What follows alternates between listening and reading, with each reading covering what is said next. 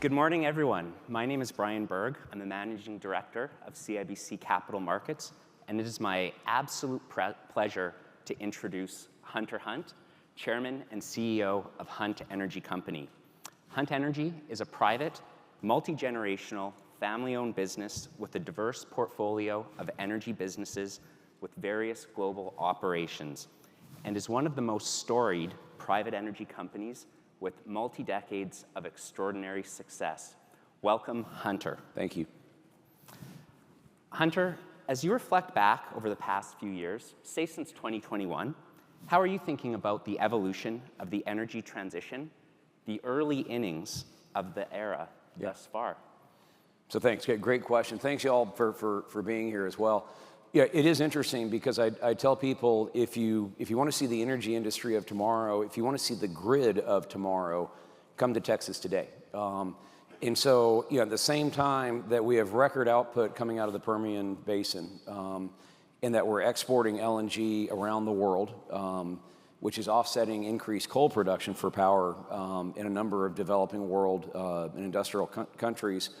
As we sit here right now in the state of Texas, our grid is peaking last summer at 85.4 gigawatts. So just remember 85.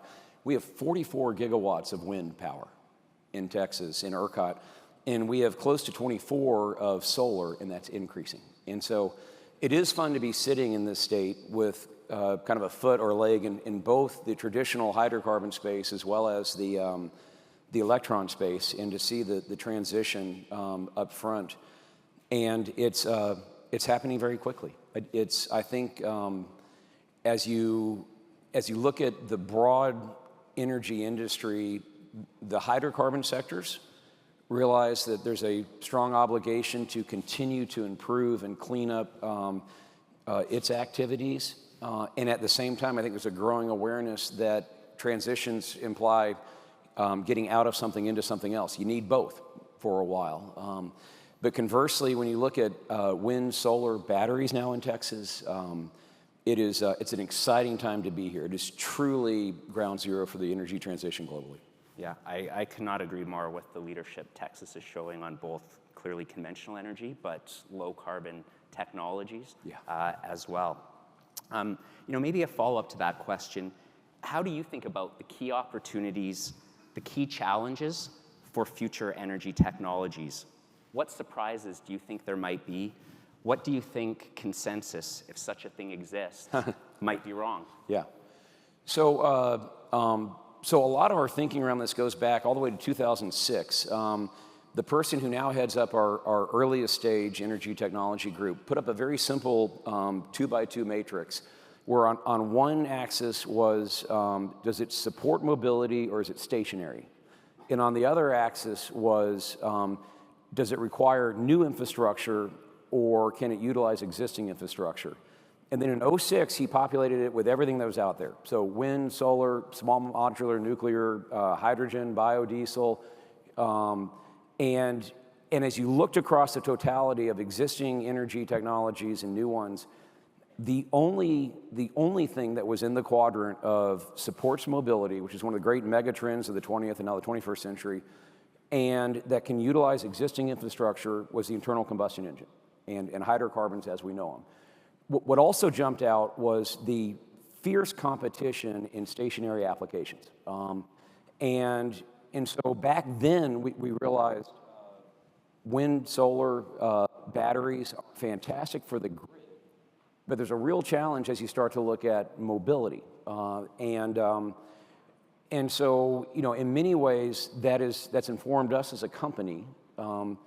If you fast forward to today and you separate mobility from stationary energy applications, again, coming back to the grid in Texas, it is fantastic. I mean, we have such a clean electric grid in the state. And batteries are coming very quickly, longer duration solutions are out there.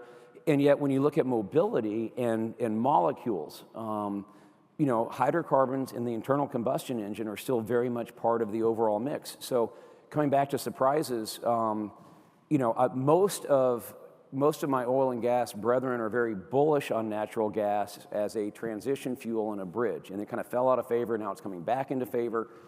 And while I think that's true in developing world countries where you're adding so much capacity and demand, I'm actually pretty bearish natural gas here in the U.S. and in many other locales, because I don't think people understand how fast the developments of wind, solar, and batteries, that combination together, is meeting the electric demand.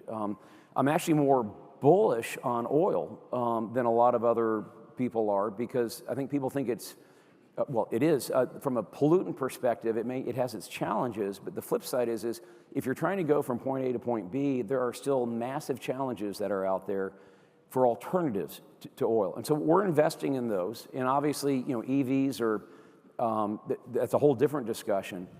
But that's kind of the way that we're approaching things right now. I think the transition is much further along on the stationary applications than what my oil and gas brethren think. Yeah. And I think we're actually much further behind on mobility than what most of my clean energy folks think. Excellent thoughts and insights. Thank you. Can you maybe share a bit about, for this audience, how you and your team evaluate a potential new energy technology from an investment lens? Sure. Yeah. So we have a group that does very early stage technology, so lab work, and we moved into perovskite solar cell technology back in 2011. They've continued. They're now focused on e-fuels, and so again, looking at effectively manufacturing a hydrocarbon molecule to put into existing infrastructure as an alternative to traditional hydrocarbons. We have a group that is really focused on kind of the next step up, or what I would call transitional energy technology opportunities. And our chief innovation officer, he affectionately calls one of the strategies is guacamole. So guacamole, the ingredients are all there. It's just how you put them together. How do you mix it all together? And so an example of that would be, we're pursuing something called active geothermal technology, where you've had geothermal for a long time, and you've had shale and oil and gas production for a long time. What we typically have done in power is we extract a molecule out of the ground and then we combust it above ground to create energy. The concept is a simple one of, instead of doing that, what if you go into an existing field, hydrocarbon field, inject air down the hole, put geothermal equipment down the hole, and combust it in situ. So don't combust it above ground, combust it underground. CO2 doesn't come out. You convert an oil and gas field into effectively a 24-hour clean power source. And that's a great example of kind of our mindset around guacamole. The other thing that we look at is trying to convert what people view as liabilities into assets. Can you kind of flip things around? And so we have a technology we're pursuing right now called water, which if you look at data centers and the explosion in AI, about 40% of the capex of a data center, about 30% of the energy consumed on average is to try to cool those data centers. What if instead of trying to cool it, you evacuated that heat and used it for something else? So it's a very simple idea of take GPU cards, have them compute, put it in a heat transfer liquid, a dielectric liquid, wrap it around a traditional hot water heater, and use that waste heat to heat a hot water heater. Yeah. And so, those are the kind of approaches that we take, and we try to stay very agnostic of where we fall in the spectrum of energy. The question we really have is this beneficial to humanity? And if it is, and those are mostly clean these days, they have to be. That's what we pursue. Yeah, I love the idea of leveraging waste heat from data centers, and everyone knows the trajectory that's happening with that business. Nothing in energy transition, climate technology is easy. No. Commercializing new energy technology is incredibly difficult, capital intensive, incredibly hard. Can you share any thoughts or advice for the audience from navigating from lab to pilot plant, finding the necessary capital to build commercial plants, projects, and ultimately scale to market? So what I will say is, for anybody who wants to know how not to do it, please come see me afterwards. I'm more than happy to, again, the great thing being private, family-owned, we turned 90 years old this year. We've made every mistake in the book, and if we're honest with ourselves, usually 2 or 3 times. So we know a lot of ways that you shouldn't do it. One of the things that we've observed over time, and we first really started looking at new energy technologies as part of our portfolio as a multi-generational family in earnest back in 2007. So, call it 15 to 17 years. I think there are a lot of people that suffer, I call it the Edison complex, the Bill Gates complex, of somebody has a great idea or they have a product and they scale it themselves, and it's a huge success story, and we talk about it. And so there are a lot of entrepreneurs that will have an idea that they're absolutely convinced is the next huge thing, and they do this to it. And what we found along the way is, again, it's a privately owned oil and gas company competing against the Exxons and BPs and others. Anything that's ever worked, we partner. We always partner. And that would be one of my biggest pieces of advice is for a lot of people that have early stage technologies is don't be shy about bringing in other people that know what you don't know. Cut the learning time down considerably. It's the classic iterate and fail quickly. Well, the easiest way to do that is learn from other people's failures, and the right partners kind of bring that to you. The other thing I'd say is, and you mentioned it earlier, scale matters. It matters considerably, and that's part of why I love ARPA-E is they're focused on scaling. If you can piggyback off of traditional, already existing infrastructure to scale your product, it is a huge advantage. So, I'm a skeptic on hydrogen in the way that most people talk about it or think about it, just because of the new infrastructure that's required for it. Right. There are a number of carbon capture technologies I think that will work over time. But again, the infrastructure required in a number of instances is going to be difficult. That's why we love just keeping underground in the first place. And so I'd say as you think about scaling your technologies for startups and others, really challenge yourself to look at what's there.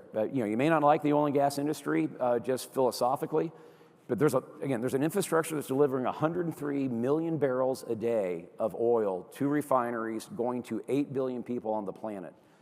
If you can piggyback off that, as opposed to say, nope, let's rip it out, I think that's a much better path to success. Yeah, I think great advice. Partnering ship, using existing infrastructure, really thinking about what capabilities the organization needs as they advance through their maturation phase and hopefully move to commercially viable technology that scales. One of our core values is humility. My favorite definition of it, it's not thinking less of yourself, it's thinking more of others. So for those of you that have these incredible world-changing technologies, it's awesome, love it, love the team, love yourselves, and just really respect everybody else around you in the ecosystem that can move you quicker to where you want to get to. Yeah. Great advice. Hunter, I think we're almost out of time, so would want to thank you again so much for taking the time, being generous with a very busy schedule ahead of a long weekend. Thank you for sharing these keen insights with us this morning, and we'll move on to our next panel. Thank you, everyone. Bolder today, brighter tomorrow. Yes, thank you. Thank you very much. Thanks.